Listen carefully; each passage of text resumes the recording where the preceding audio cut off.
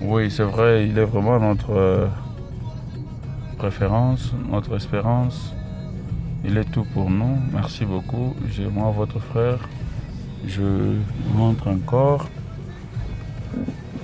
Euh, Nous voulons juste parler sur euh, ceux qui seront vraiment enlevés. Il faut être né de nouveau. Aujourd'hui, nous avons beaucoup des utopies. Quand on parle de la nouvelle naissance, comme aujourd'hui, nous voyons les gens croire que lorsqu'ils reçoivent Jésus-Christ, ils sont nés de nouveau. Ça, c'est la fausse doctrine. Puisque la nouvelle naissance, c'est vraiment une processus que tu dois savoir. Comme l'apôtre Paul dit, je souffre d'une souffrance de douleur comme douleur d'enfantement jusqu'à ce que Christ soit formé en vous. Donc l'enfant doit être formé pour que nous puissions parler de la naissance, puisque l'enfant peut entrer dans le ventre de sa maman, mais par après, lorsque l'endroit n'est pas propice pour qu'il soit développé, l'enfant peut mourir. Est-ce que quand l'enfant meurt, est-ce qu'on va parler de la nouvelle naissance? On va parler de la naissance? Non. On parle de la naissance lorsque l'enfant atteint le mois normal et puis de deux, il naît. C'est par là on peut parler de la naissance. Et sinon, on dira que il y a eu l'avortement où l'enfant n'a pas pu développer dans un endroit propice et puis il est mort.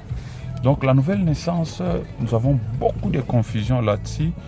Il y a des gens qui se disent qu'ils sont nés, mais en réalité, la nouvelle naissance n'est pas là.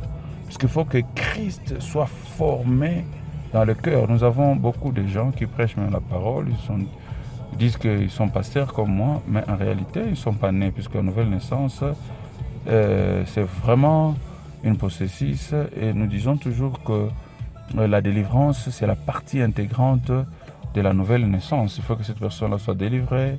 Il faut qu'on voit Christ en lui, comme la Bible nous dit. Si je vis, ce n'est plus moi qui vis, mais c'est Christ qui vit à moi. Donc c'est très important. Et à la prochaine occasion, nous allons encore entrer en profondeur pour parler de la nouvelle naissance et puis enlever un peu des équivoques dans le cœur de beaucoup de gens. Parce qu'ils croient que la nouvelle naissance, quand je reçois Jésus dans ma vie, je suis sauvé. Non, il y a beaucoup d'étapes. Merci beaucoup. Je suis né de nouveau. Non. C'est comme j'ai toujours donné l'exemple, tu étais dans la maison, il y avait les feux. Pendant que tu étais là dans la maison, tu étais en train de brûler et puis une personne est venue, il a cassé la fenêtre et t'a fait sortir. Tu es sauvé de la mort, tu devais mourir dans le feu. Mais tu es sorti, mais tu avais le feu en toi.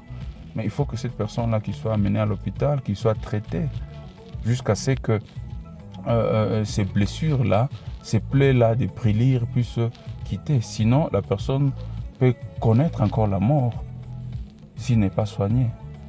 Vous comprenez? Donc, on va parler de la naissance lorsque toutes ces choses-là, donc il est sauvé de la mort, là, de l'eau dans la maison, mais cette personne-là a connu des problèmes de brûlir. Il faut qu'il soit traité jusqu'à ce qu'il soit vraiment guéri. Et nous allons développer prochainement. Merci beaucoup, à la prochaine. Allez, je vous aime. Bye, bisous, bye.